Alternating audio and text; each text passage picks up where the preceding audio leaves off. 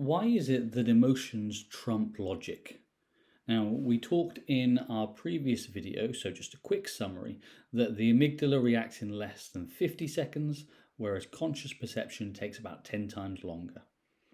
Emotional reactions like flinching happen before logic can kick in, and our system favors an overreaction, so a false positive, to keep us safe, which means even symbolic or similar reminders of traumatic events can trigger full-scale stress responses. And hopefully understanding this process helps to reduce some element of shame or self-criticism. Now, why do emotions win the battle with logic? Well, emotions act faster. The amygdala processes the information faster, so the emotions override rational thought processes. And this is based on our neurobiology rather than a personal weakness or a failure. And emotional responses serve as essential survival mechanisms. Now, in order to understand the power of emotion, we want to consider the idea that our brains are wired so that emotions are shortcuts that trigger us into action, as well as influencing our decision making. Imagine you're walking in the woods and you see a snake-like shape. Before you even think about whether it's a real snake or just a stick, your emotions, so fear, kick in and make you jump back. And as we already know, this happens because your brain's emotional center reacts faster than logical thinking. Now, this system evolved to keep us safe from danger and to help us act quickly. However, it also means that in everyday decisions, like buying something or reacting to someone, we often rely on how we feel rather than carefully thinking things through. Emotions help us to decide faster, but they can sometimes lead us astray when logic might provide us with a wiser path. And the easiest way we can describe this is using Daniel Kahneman's System 1 and System 2 thinking. So when faced with decisions, emotional processing often overrides logical reasoning. And there's a number of different factors for this. The first one, which we've covered a few times, is speed and survival.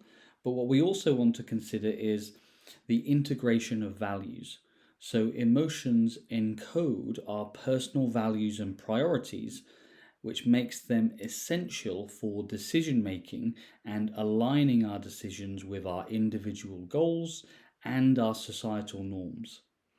For example, the neuroscientist Antonio Damasio conducted some research who had received damage to their prefrontal cortex, that logical part that we talked about earlier. And what he found was that while those individuals retained logical reasoning abilities, they struggled to make decisions because they lacked any emotional input. And this just shows us how important emotions are in guiding our choices.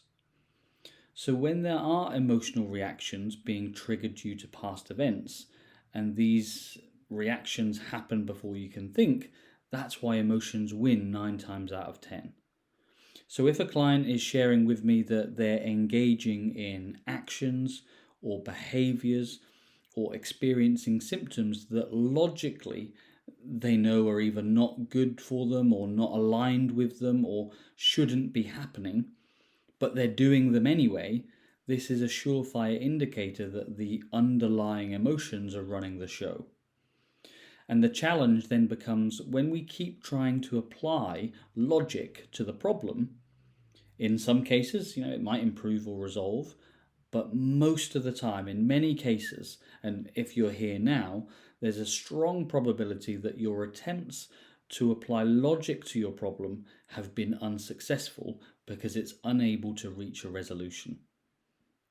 And when we know logically something isn't good for us, but we continue to do it anyway, this leads to a lot of self-criticism, because knowing something's unhelpful, like binging on Netflix for 6 hours rather than dealing with a difficult conversation or a difficult project, but feeling powerless to resist that urge to binge, really quickly leads you to beat yourself up. However, when we understand that emotions are designed to overpower logic, We can simultaneously go easier on ourselves because we can understand the mechanism at play, while we also gain clarity on what the actual cause of the problem is, and therefore it helps us by giving us feedback that there are underlying emotions that we need to address in order to move forwards.